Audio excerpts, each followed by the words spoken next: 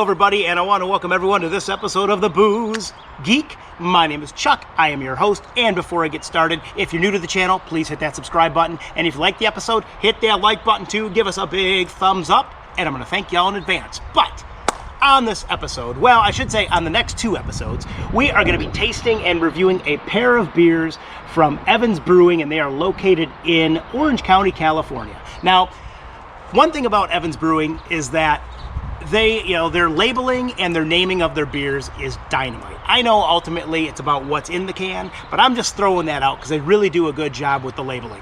Now, I saw these two on the shelves, these two beers on the shelves, and I figured, I have to get these, I have to pick them up, and I have to review them back to back. Because, hey, I grew up in the 80s, and everyone knows the 80s, well, then they know the film Ferris Bueller's Day Off, one of the staple and one of the best movies from that decade. Well, these two brews, well, they're named after that movie. So how can you go wrong, right? So the first one that we are tasting and reviewing on this episode, this is their Bueller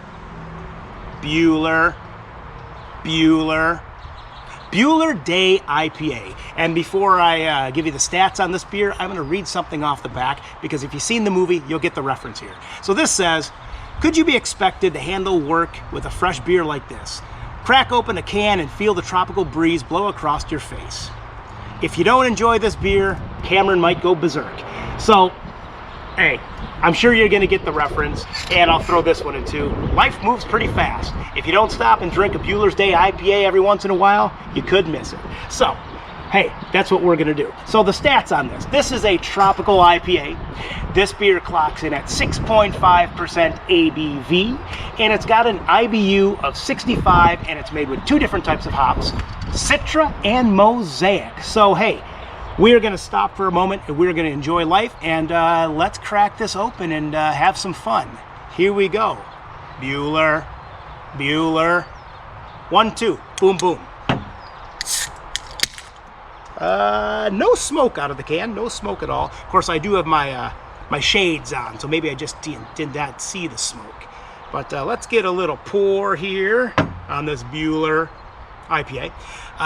Well, we got about 2 finger head of slightly orange-hued carbonation foam on top, and we got a almost a darker shade of gold. It almost looks like a well, let me hold on. Yeah, no, I'm right. It's a darker shade of a golden orange, if that makes sense. But let's give this a swirl. Let's give it a nose. And here we go. Okay. Let's see here. One more nose. So, well, we are getting some doughy notes. There's a little hint of grapefruit, some slight mango, and some slight papaya. Yes, sir. And, well, let's give it a swirl. Give it one, and give it one more. Well, probably give it a few sips, but let's just start with giving it a sip. Here we go. Cheers. Prost.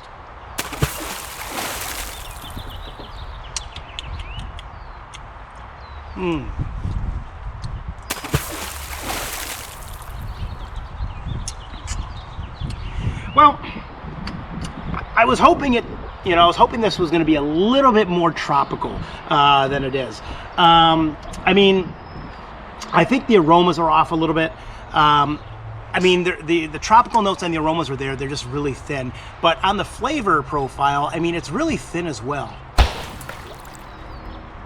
I mean, overall, I am really getting the most of a doughy, bready-esque, grainy flavor.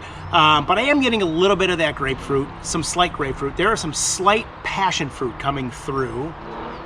I think a little bit of orange.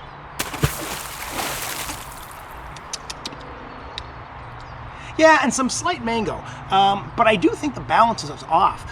Being labeled as a tropical IPA, I really wish the tropical flavors came through, and I wish they had better balance and kind of meshed with each other just a little bit more. But let me give this another sip. We're getting a little breeze out here right now too, so I hope the camera doesn't blow away. But one more sip, here we go. Yeah, I think this beer needs a, oops, I almost fell off the table. I think this beer needs a little bit more help. It's not bad. I mean, it's a medium-bodied mouthfeel. It's got some refreshing aspects to it. I just think the balance on both the nose and the aromas are off, and I would like more of those tropical notes. I'm only going to give this, well, I'm going to give this one a 6 on the pint-o-meter.